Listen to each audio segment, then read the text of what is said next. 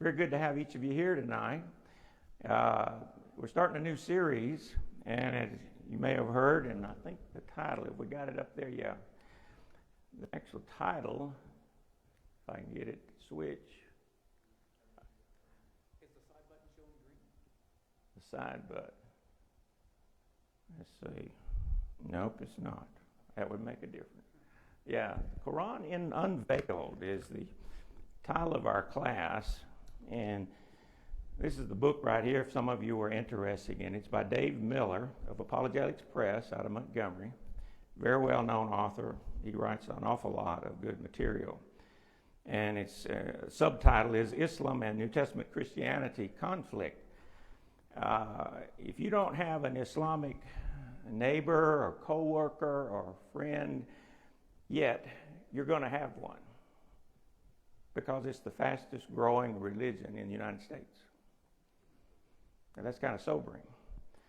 How many of you can remember, or can you remember the time when there was not a mosque in your town, in our town, or in the town you grew up in? I don't ever remember seeing one, period. Until in the recent past in Rome, Georgia. We have one on Shorter Avenue. And mosques are popping up all over the United States. The purpose of this is Peter in 1 Peter 3:15. He tells us, 3:14, he tells us to be ready to give an answer, make a defense for our beliefs. And part of making any defense, you got to know the Bible, and we're going to have a lesson later in this series, that helps us maybe to defend our belief in the Bible a little better. But also you have to understand maybe where they're coming from. I knew absolutely nothing about Islam. Maybe you knew more and had read more. But because we're going to be in more contact with people of this persuasion, I thought it would be good if we understood. And that's why Dave Miller came out with this series that we're going to go over in the coming weeks ahead. But it's truly the fastest thing that's growing. And at the present time, there are 3.45 million people in the United States. 58% of them are recent immigrants. And by 2050, that's another 30 years from now, they say about 2.1% of the U.S. population will be Muslim at that point. It's already the second largest religion in the United States behind Christianity. Now, we use Christianity in a very broad sense. Anybody that professes they believe in Christ, we might be labeling as Christian. But at the same time, it's the most popular religion, you might say, in the United States. And then Muslims, though, exceed the Jewish faith by a significant amount. All right, let's do something. We've got some video we're going to look at. And so for several weeks, we'll look at Dave Miller's video. It's 30 minutes long. He does a real good job at summarizing a lot of this. And as time permits, at the end of the video, if you'll be kind of keeping track of things that may pop into your mind as the video goes, some questions you might have, I'll do my best to answer. Been reading a lot for the last month or so, reading his book and looking at his video that summarizes all this. And the point being, like I said, when we're going to have an opportunity to talk to somebody in our little circle of friends at some point that's of this persuasion, I'd like for us to know more about it. Okay, if y'all want to go ahead and cue up the video.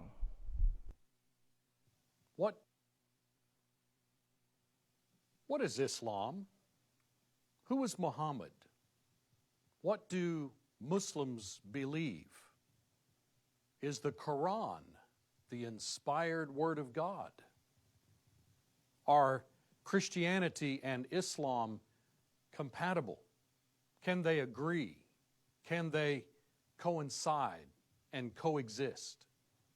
These are some of the questions that we will explore in this seminar. But let's begin by talking for just a moment about the worldwide impact of Islam. You realize that Islam is expanding and impacting the world. And it might surprise you to learn that the largest Muslim populations on the planet are not in the Middle East. In fact, the most populated Muslim country is Indonesia. That's Southeast Asia. And that's followed by Pakistan, which at one time was part of India. If we were to look at a chart showing the religious complexion of the world, we would find that Christianity continues to be the number one religion of the world with over 2 billion adherents, keeping in mind that that term Christian applies to a wide range of those who profess belief in Christ and the Christian religion, about half of those being Catholic. Notice that we have about 1 billion Hindus on the planet, and that's followed by about 1 billion atheists, unbelievers, secularists, humanists, those who claim to be irreligious. They have no religion whatsoever. A little over another billion consisting of Buddhism and other Oriental type religions. That makes Islam the number 2 religion on the planet with about 1.3 billion adherents. If you were to take a look at the ethnicity of Muslims in the United States, you would find that only about 25% are Arab, with the majority being of South Central Asian origin. Well, some have suggested that this is one of the fastest, if not the fastest growing religions in the United States. Indeed, Islam is making extensive encroachments into American culture. Are you aware of the fact that the U.S. Post Office over a decade ago designed and implemented a postage stamp that is designed to commemorate 2 different aspects of Islamic celebration? Are you aware of the fact that mosques for several decades now have been springing up all over the United States, from the East Coast all the way to the West Coast? These mosques include, of course, the one that is planned and in the process in New York City at Ground Zero. So well over 1,000 mosques have been built in the United States just within the last, shall we say, 30 to 40 years. Interesting concept. Why suddenly now? And I believe the answer to that is because for the first 150 to 170 years of America's existence, American values were intact, based upon the Bible and the Christian worldview. But post-World War II years have been turbulent, morally, spiritually, culturally, socially, and consequently there's been an upheaval as many Americans are jettisoning their values, what were called traditional American values that were rooted in and based upon a Christian worldview. And notice, as you shove away from your society, from your population, Bible values, then certainly there is a void created, and there will be those who will rush in order to fill that void. And consequently, Islam and other world religions that are non-Christian in orientation have been infiltrating American civilization. Think in the news how often you are hearing of these encroachments. For example, New York public schools made room for Ramadan celebration among many of their students. Ramadan is being taught in public schools all over our country, recognized and actually incorporated into the curriculum. There have been major universities across the country that have installed prayer rooms for Muslim students. They wouldn't do anything like that for Christian students. The Kansas City airport some time ago installed foot baths for Muslim cabbies, and there's even been a Muslim public school that has been funded by taxpayer money. So this infiltration, this alteration of the complexion of American civilization is taking place before our very eyes. On September 25th, 2009, several thousand Muslims gathered on the lawn of our capital in order to engage in Islamic prayers. So, massive expansion of Islam into American civilization. What is this religion that has become essentially the second largest religion in the world? Well, to answer that question, you will have to go back to the 6th century AD, when in the city of Mecca, which is in Saudi Arabia, if you were to look at a map of the Arabian Peninsula, you would see along the coast of the Red Sea, the town of Mecca, Muhammad's birth city. There Muhammad was born in 570 A.D. Do you know that his father died, actually, before he was born? And his mother died when he was but 6 years old. He was turned over to the care of first his grandfather, who later died and then passed from uncle to uncle. He grew up in Saudi Arabia like a typical Bedouin child, Bedouin boy, tending goats and sheep. He learned the weapons of war. He traveled with kinsmen on trading expeditions, which would have exposed him to a broader segment of society, even beyond the borders of Arabian society. When Muhammad was 25 years old, he met a woman who invited him to take responsibility for one of her caravans. She was a wealthy widow woman, which he agreed to do, and he so conducted himself in such a fine, trustworthy fashion that ultimately she offered herself in marriage to Muhammad. Her name was Khadijah. She was 15 years his senior, 40 years old at the time he was 25.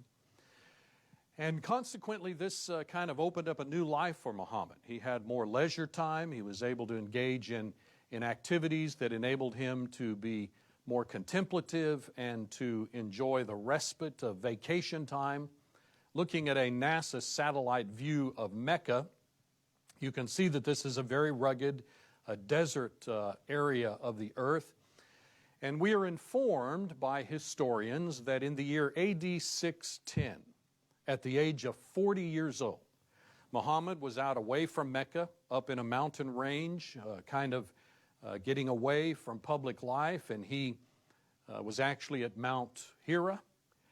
And while he was there, he noticed sort of an opening in the rock, a cave that he decided to go into in order to escape the intense heat of the desert.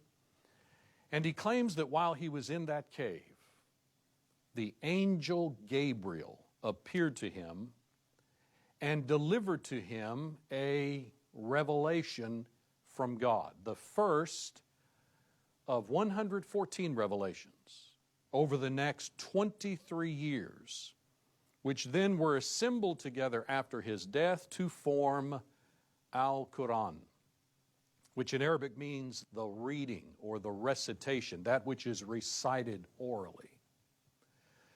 And that is, in fact, the origin of the Quran according to Islamic history. If you were to take the Quran and begin reading it and work your way through these separate and distinct revelations called in the Quran surahs, one of the first things you would notice, especially in the early ones, that the subject matter seems to be primarily focused upon denouncing Arab idolatry and condemning Arab polytheism. You see, you have to know something of Arab tribal life at this point in history.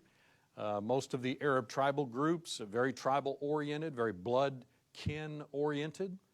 They were very polytheistic, believed in many gods. Consequently, the Quran stressed the concept of monotheism and condemned the belief in many gods. Well, as soon as Muhammad began to express those views to his fellow Meccans, I assure you, hostilities commenced. You see, his hometown tribal group, of which he was a member, known as the Quraysh, were known peninsula-wide as the keepers of the Kaaba. What is the Kaaba? If you were to go to Mecca today, you would see this amazing cube-like structure that Muslims claim, though it existed at the very beginning of time, built by Adam, was later destroyed in the flood, and then they believe that God commissioned Abraham and his son Ishmael to rebuild the Kaaba together. And then God ordered pilgrimage to be made to Mecca and to that location, a minimum of annually, by those who believed in Islam. But Muslims believe that since Abraham's day, over the centuries, the Kaaba became corrupted in its use and began to be used for idolatrous purposes. In fact, there were idols that were literally placed there.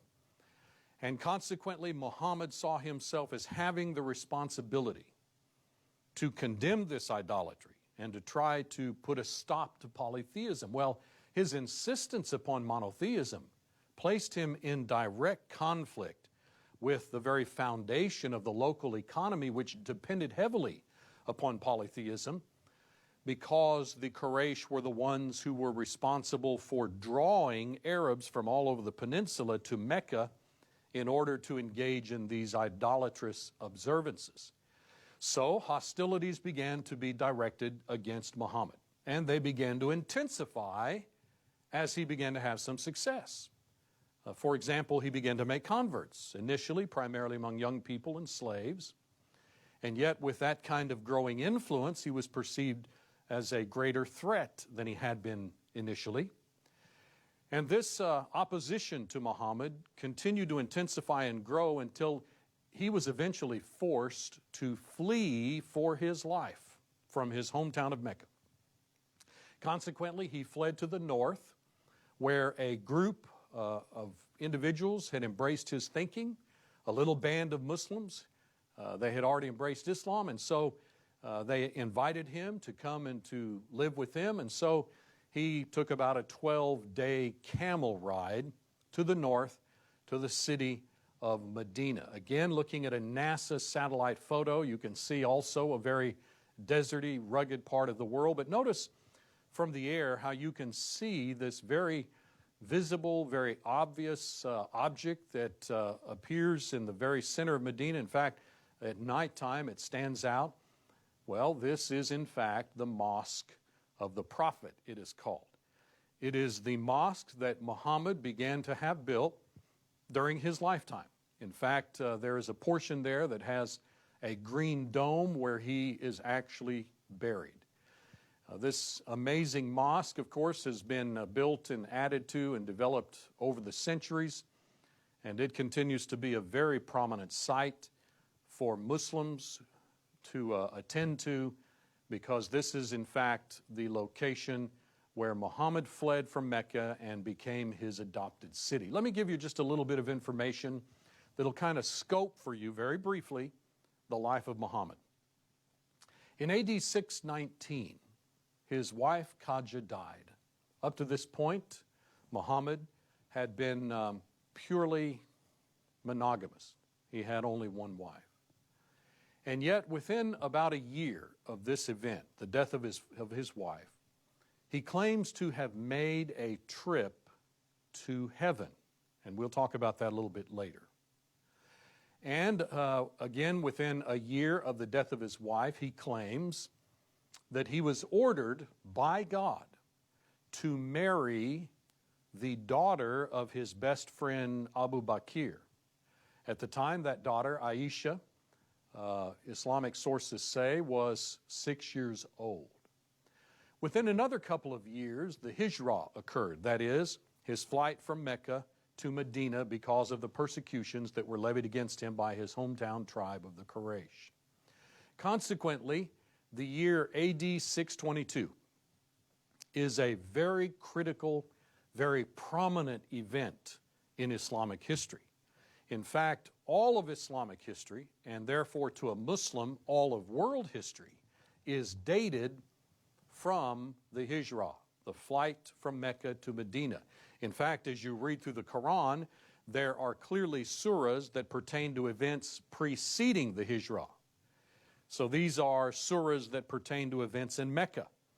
And then you have other surahs that clearly indicate a post-Hijrah circumstance or context. And these are those that were given during the period that Muhammad was in Medina. So the Quran has Meccan surahs and Medinan surahs for the most part. Now, once Muhammad shifted from Mecca to Medina, let me give you a very brief scoping of history at this point. He engaged in armed conflict with Jewish tribal groups that were living in Medina. Fascinating concept that as the Jews, all the way back in Babylonian times, Babylonian captivity, were dispersed, and right on down to the time of Christ, centuries later, there's indication in Acts chapter 2, for example, that Jews that came for Pentecost in the year AD 30 came from nations all over the world, and that included Arabia, according to Acts chapter 2.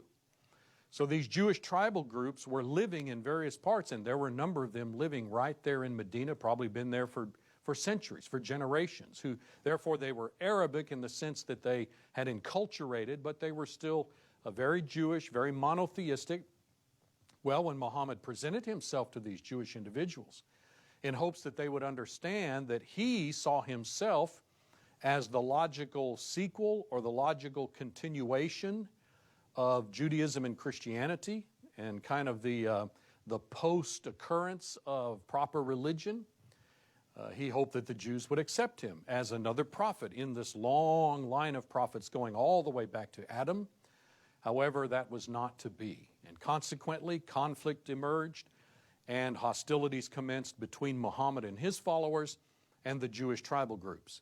In the meantime, there were other Arab groups that he had conflicts with because they were polytheistic. He was wanting them to submit to the notion of monotheism. And then you have the fact that his hometown tribe of Quraysh were not willing to allow him to leave unscathed. It's true that he had fled from their grasp, but they wanted to rid themselves of him. They still had issues with him. And consequently, they would literally launch attempts to assassinate Muhammad. Also during this period, Islam continued to expand. More conversions were made. Muhammad's military strength was likewise increasing. And also I might point out that during this period, Muhammad began to add wives, add women to his harem. And consequently, he would have another living quarters constructed adjacent to the mosque that was being built in Medina. And he claims during this period that he continued to receive revelations from Allah, the Arabic word for God. Moving down to AD 630, about 8 years after his having fled from his hometown of Mecca, we find that he had achieved sufficient military strength that he was able to gather his military forces and march on his hometown of Mecca. At this point, he subjugated essentially the entire population. He purged the Kaaba of all of its polytheism and engaged in some other actions, but for all practical purposes brought in under submission, which by the way is the meaning of the word Islam, submission. Notice the form of the same word, Islam, Muslim. Muslim, one who submits. So he brought under submission the population of Mecca, but he did not move in and begin to live there. He went back home to Medina, back to his adopted city. Within 2 years of his bringing Mecca under control, he returned for another pilgrimage that turned out to be the farewell, the final pilgrimage trip to Mecca. That was AD 632. And later that year, June 8th, at the age of 62, Muhammad died of what is essentially an unknown illness. Now that is a very brief recapping of the life of Muhammad to help us to be somewhat acquainted with this individual that has occupied so much attention over the last 14 or 1500 years. Now let me give you a very brief thumbnail sketch of Islam as it has manifested itself since the death of Muhammad. Remember now, Muhammad claimed to be a prophet of God. And therefore he claims, and Muslims claim, that he was the quintessential prophet of God. He was the ultimate and final prophet of God. And so when he died in AD 632, the Islamic community was momentarily, shall we say, disoriented. It was quite a blow to them that the prophet would die so unexpectedly, and they were initially kind of uncertain as to what they would do. I don't believe there was any concern or thought about appointing a new prophet. They believed he was the last prophet. But they did feel that there needed to be a community leader, somebody who would lead or serve as a proper authority among the Muslims. And so there immediately began to be discussion about, well, who should that be? And there was immediately a disagreement, of course, about who should replace Muhammad. But this disagreement was fairly quickly squelched, and Abu Bakr was selected, close friend of Muhammad.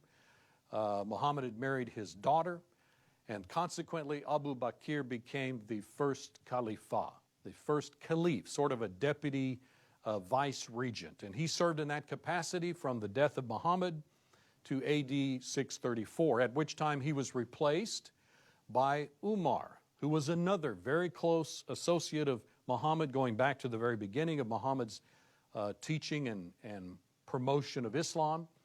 He served in that capacity for about a decade, and then at his demise he was replaced by Uthman. Now up to this point we have general consensus within the Islamic community on each of these individuals because they went right back to the time of Muhammad. They were very prominent figures. Uthman served in that capacity for over a decade, about 12 years. But at this point in Islamic history, 656 AD, the division, the seeds of which occurred right after the death of Muhammad, now came to a head. And the Islamic community essentially split apart into two primary factions.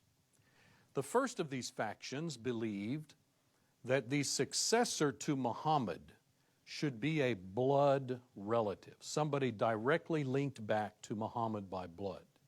These individuals became known as Shiites because of the Arabic word Shia that has to do with being party to or partisan to. And so they selected Ali, who could trace his lineage back to Muhammad, and he became the first Shiite imam. That would be one of the terms that's used by Shiites to refer to their leaders. His two sons successively succeeded him, Hassan and Hussein.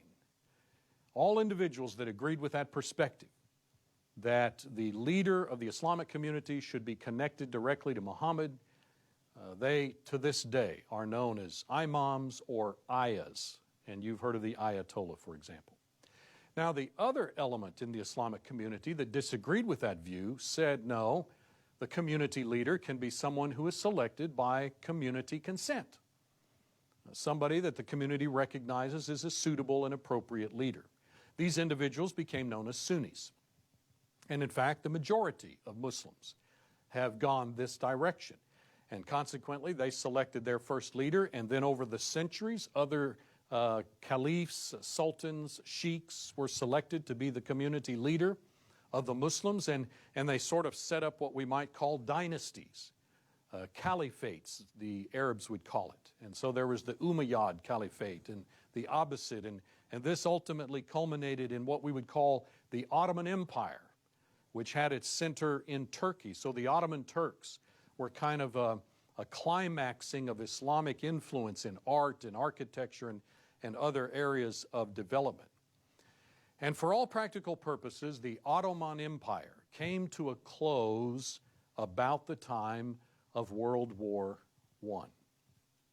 That is a very brief history of Islam in its political manifestations over the centuries. Now, let me comment very quickly on this major split that occurred between the Shiites and the Sunnis. I cannot overstate the significance of this division.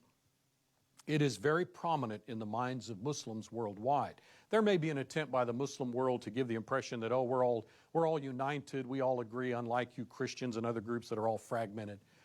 But the facts of the matter are, this is a split of really rather catastrophic proportions. In fact, many times when you hear, even in Iraq and such places, of warring and killing going on, many times it is a clash between the Shiites and the Sunnis, even if Westerners have come and somehow gotten involved in the fracas. Well, as it turns out, the Shiites went on to split many more times and to divide over various disagreements. The Sunnis have done the same thing. There have been many factions and many divisions and disagreements over their thinking. A fellow came about probably a century or so ago by the name of Wahhabi.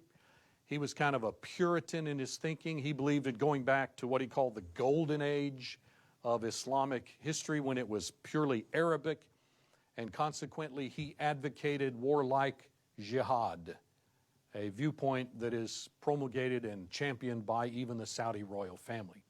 If I were to try to give you some sense worldwide of the Muslim population in terms of Shiite versus Sunni, here is how that would lay out.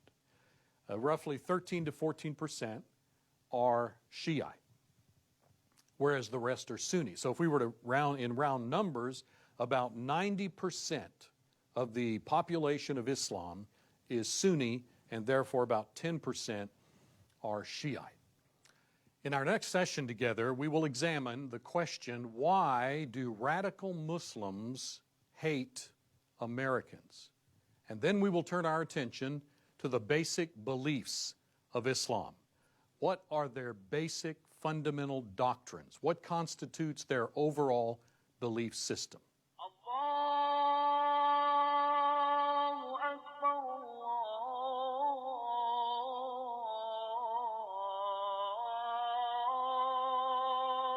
Here is actually a call to prayer. If you're ever near a mosque where they have a little tower called a minaret, and the man who does the call to prayer, it sounds like he's just singing, but he's actually saying certain things in a song, so to speak, calling people to prayer in the mosque. But that's what they had on the video, the DVD right then. I'm sure you found some of that a little bit sobering, a little bit depressing to hear what all is taking place in our own country, in the sense that our changing values in this country has probably led to the increase in Muslim, and the fact that this country was founded on Christian principles. And you hear it in the news all the time where people are trying to erase that from our history and say we need to do away with all that and be more open-minded, and that's led to the acceptance, I guess you could say, the tolerance of the Muslim thinking and faith coming in. It's funny, as we were reading that, I got to thinking back. The first time I remember anything was probably when Cassius Clay changed his name to Muhammad Ali. That's probably the first time I even remember hearing much about the Muslim faith. And some of you may have had events like that in your life where you realize there is another segment out there of the world that believes that. This division that he talks about is something that's ever present. And just to tie history into it, we all know that Iran and Iraq had a big war. Well, Iran is predominantly Shiite. It's the only country that is predominantly Shiite. And everyone else, as you just saw, 90% is Sunni. Well, Iraq was Sunni. And they had a major knockdown, drag-out war that killed hundreds of thousands of their citizens at that time. And that just shows you the enmity that's between these two divisions. Now, of course, they can look at you and they say, well, how about Christians and Protestants in Ireland? Yeah, have we seen Christians and Protestants kill each other? Yeah, in certain countries like that. You've had cases where in the Christian faith, people who claim to believe in Christ would kill each other. But as a general rule, that's not part of the Christian faith, and we have to admit things that happened in an era like that if they're pointed out to us by way if we're talking to someone. I wanted us to look at just a couple of things. If I get my slide to move. It's on green now. Let's try it again. Just keep going until we get to some of the terms.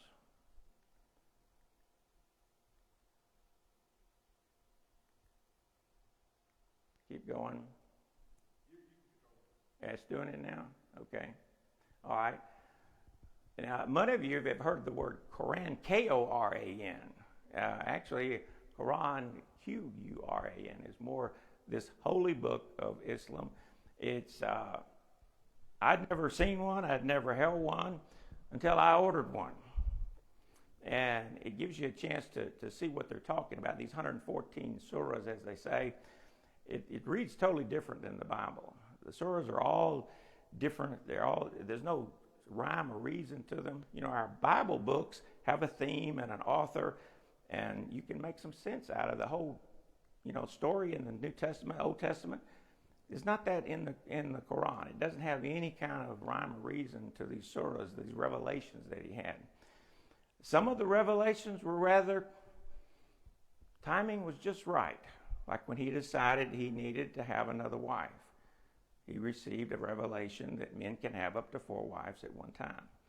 And it was just very coincidental that he received another revelation from God about the time that he decided to add another wife. Part of what I want us to do is this, with anything, when you're talking to someone of a different faith, is there anything, they claim this book is from God. The Mormons claim the Book of Mormon is from God. The Seventh-day Adventists thinks the Pearl of Great Price is revelation from God. So you've got Jehovah's Witnesses in their Watchtower publications that they claim are directly from God. Well, I think anyone that makes those claims is certainly knowing our Bible, but we should never be afraid to sit down and talk with anybody to examine, do they have evidence in their pages of their book that they claim that it's really from God? It's interesting that the Quran has nothing about this Abraham and beginning of this, when he told you earlier, the Kaaba, that they built it way back. And there's nothing in the Bible about that. There's nothing in recorded history about that. We have the Dead Sea Scrolls that take us all the way back to the beginning of the Bible that we can verify that it's been translated and handed down accurately through these ages. But there's nothing like that. There's also no other historians, written historians, about Muhammad except an Islamic historian. We don't have any secular, no other recordings, no other writings. We depend, everything that's out there on Muhammad is from an Islamic historian. So it's a little different in trying to verify. In fact, I've read they're insulted if you raise the question about, do we have evidence from another source that, this thing really did happen to Muhammad, that he really did say this, and you got this other source talking about it. Or you got these ancient writings you found, and they don't.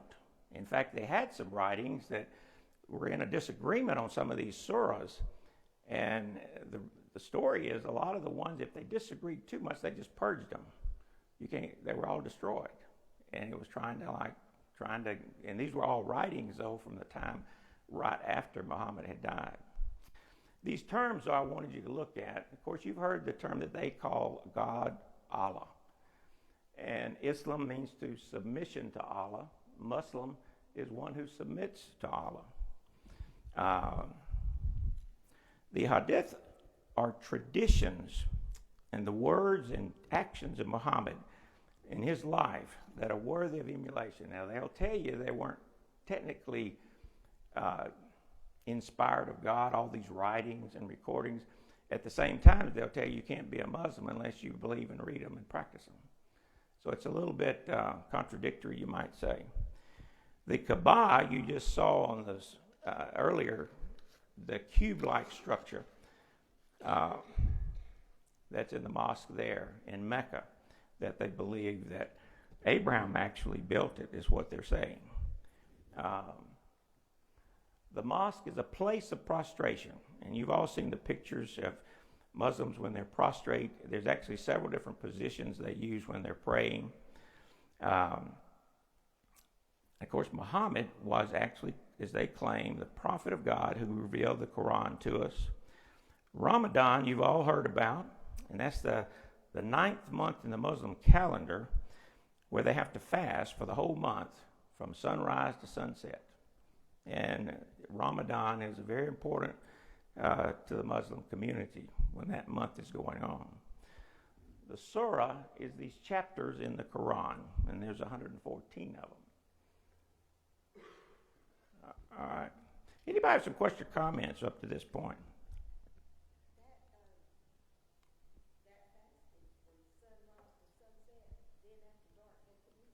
Yeah, you can eat all you want before sunrise. You can eat all you want and drink all you want after sunset. And there are exceptions. Like I read, if you're pregnant, if you're sick, if you're just got certain medical illnesses, different things, you can get an exception that you don't have to do that. But that is something that's important to them in their life. And there's a few other things that go with them during that month that we may touch on later. Any other questions, anybody?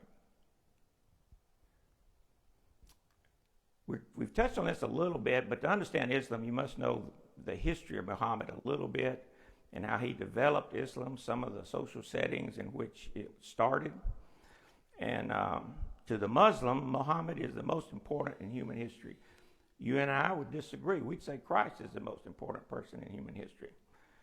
To Muslim, Muhammad was divine in the sense that he was a prophet of God like that.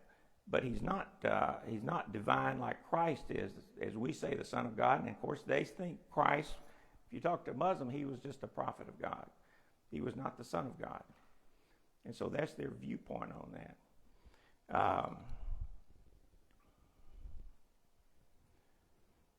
That was the first bell, I believe, wasn't it? This was the other thing I found interesting, and that was something I alluded to a while ago, that information about Muhammad is scattered throughout the Quran, and there are three ancient biographers, and these are from the 8th, 9th, and 10th century. And remember, Muhammad was born in the 5th century.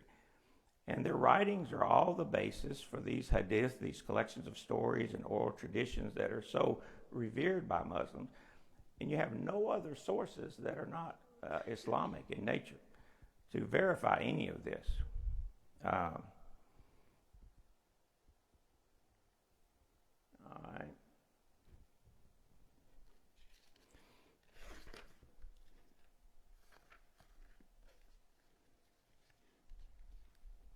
Okay, what we're going to do, rather than get into some of these other things, we're going to stop right there. And what we'll do for the next 5 or 6 lessons when we have it, there'll be a lesson from Dave Miller, just like we did tonight.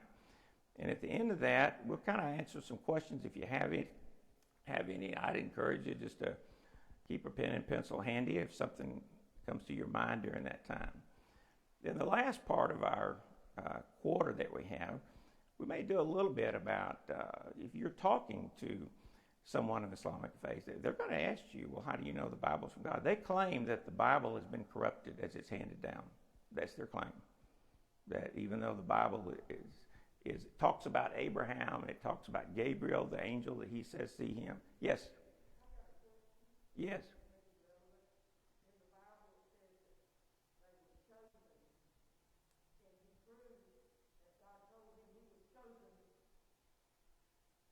I'm not sure I can understand. You got that mask on.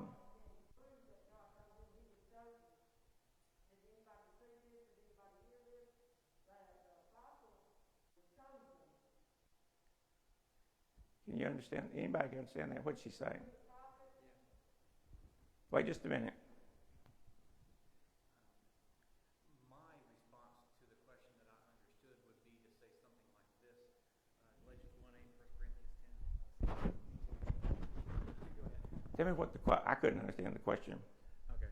The question that she was asking, I do believe, was, is there verifiable evidence in Scripture that he could have been chosen? And then I would respond to that with the verses that clearly say, though we are an angel from heaven preaching the other gospel. Right. So there you go. Right. When she's alluding to what Paul said in Galatians about they were attracted to another gospel, and he said that there shouldn't be any other gospel preached by anyone. Of course, the gospel being the story of Christ and him being the Son of God. We're talking about something that came, 5 centuries after Christ, when Muhammad was born. And there's not any prophetic utterances in the Bible predicting that another prophet was going to come.